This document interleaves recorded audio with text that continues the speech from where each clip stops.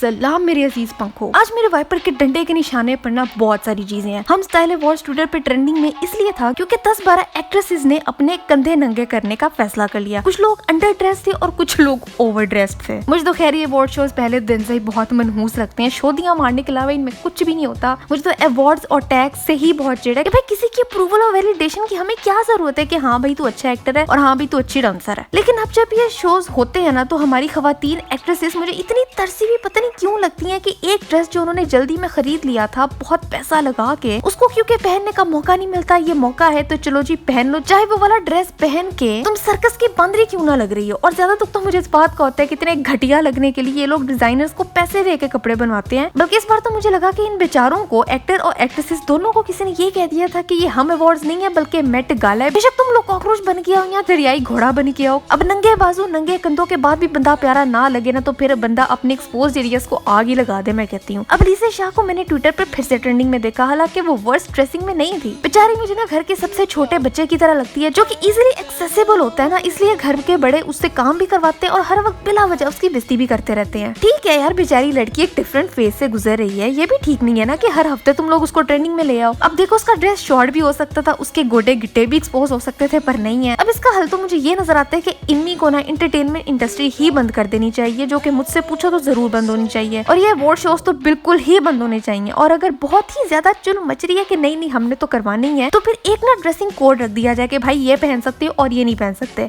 बिल्कुल वैसे जैसे कि मेरे कॉलेज के फेयरवेल पार्टी में रूल्स हुआ करते थे कि गिट्टे कवर होने चाहिए और शर्ट की मिनिमम लंबाई जो है ना वो गोडे से नीचे होनी चाहिए। आपकी बहन का लास्ट फेयरवेल था और उसमें गलती से ना मैंने गोडे से शर्ट आधा इंच ऊपर रखी थी, जिससे हमारे स्टाफ रूम की गैरत जा गई थी। और फिर उन्होंने मुझे कहा था कि हाँ तो तुम अबाया पहन के बाकी फेयरवेल गुजार लो या घर चली जाओ। और मजे की बात यह है कि कॉलेज में सिर्फ और सिर्फ लड़कियां होती थी, ये भी नहीं है कि लड़के घूम रहे हैं। और वो मेरे गोडे देख के उनका ईमान में कमी आ गई थी। और ऐसा भी नहीं था कि मेरा ड्रेस शॉर्ट था, भाई लॉन्ग ड्रेस पे मैंने पैंट पहनी हुई थी, पैंट भी वो जो गिट्टों से भी नीचे थी, तो भाई एक्सपोज तो मेरे मुंह के अलावा कुछ भी नहीं हो रहा था। पर क्योंकि स्टाफ रूम को मेरे से वक्री दुश्मनी थी तो उन्होंने कहा कि ये या तो अबाया पहनो या तो अब्बा को बुलवाओ घर चली जाओ। अब क्योंकि मैं अल्हम्दुलिल्लाह से पैदाइशी ढीठ हूँ तो मैंने कहा कि अबाया तो भाई मैं मर के भी नहीं पहनूंगी, घर जाना मंजूर है मुझे। लेकिन फिर आखिर में पता चला कि क्लास में कोई लड़की for some reason extra shirt लेके आई हुई थी, तो वो पहन ली और फिर इस तरह से हमने लास्ट फेयरवेल गुजारा। इसी तरह से ना इन्हीं को रिस्ट्रिक्शंस लगा देनी चाहिए क्योंकि पहले बहुत ज्यादा कैंसर फैल गया हुआ मुल्क में, दीन के नाम पे बनने वाले मुल्क में दीन बिल्कुल नजर नहीं आता। तो मेरी डिसअपॉइंटमेंट तो इतनी ज्यादा बढ़ गई है कि अब इन पे रिएक्शन देना कि अभी दिल नहीं करता, मुझे बहुत फजूल लगता है। असल में ना मसला कपड़ों का भी नहीं है, मसला तरबियत का होता है, मसला सोच का होता है। माँ बाप का काम है कि बच्चे के दिमाग में बात बचपन से घुसा के डाल दे कि बेटा ऐसे कपड़े नहीं पहनते, और अगर किसी को पहना देखो तो नजरें हटा लो, उसको मत देखो। ये नहीं है कि औरत को देख के मुंह खोल के बस ताड़ी जाओ, हमने देखना भी है, मजे भी लेने हैं, उसको ट्रेंडिंग पर भी लेके आना है, फिर गालियां भी देनी है और फिर हमने अच्छे भी बनना है। खैर फिर एक तरफ तो वो लोग थे जो अलीज़ा जानू को डिस्कस कर रहे थे और दूसरी तरफ वो लोग थे जो कह रहे थे कि यार अलीज़ा से ध्यान हटा लो, मुल्क में बड़े बड़े मसले चल रहे हैं, हम लोग इसको डिस्कस क्यों करें। इससे ज्यादा इंपॉर्टेंट ये है कि असेंबली में घरेलू तशद्दुद पर एक बिल पास हुआ है जिसके अगेंस्ट लोग हैं, उनके बारे में कोई क्यों नहीं बोलता। मैं ये देख के अलर्ट होगी कि हैं मतलब लोग घरेलू तशद्दुद के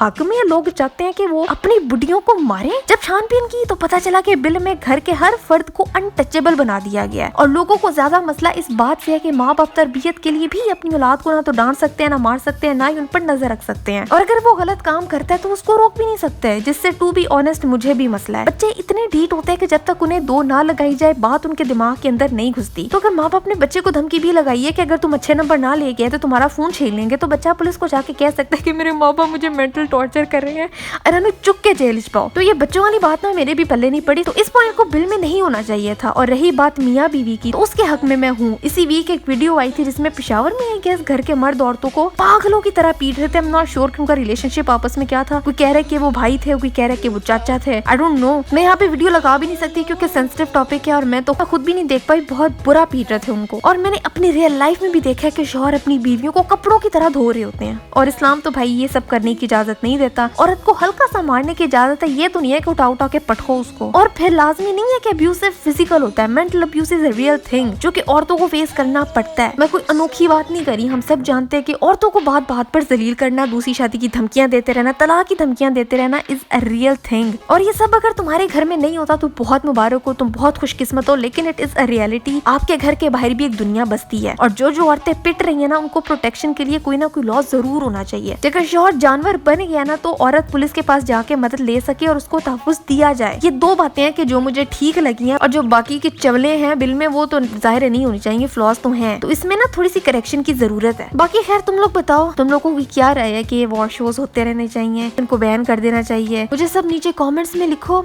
और आज के लिए बस इतना ही था। मेरी लास्ट वीडियो ये रही, यहाँ देखो, सब्सक्राइब यहाँ करो, मैं दूसरा चैनल है गोलोटी, उसको भी सब्सक्राइब करो। अगली वीडियो कौन सी होनी चाहिए मुझे भी बताओ, और मैं मिलती हूँ तुमसे अगली वीडियो में एक नए टॉपिक के साथ।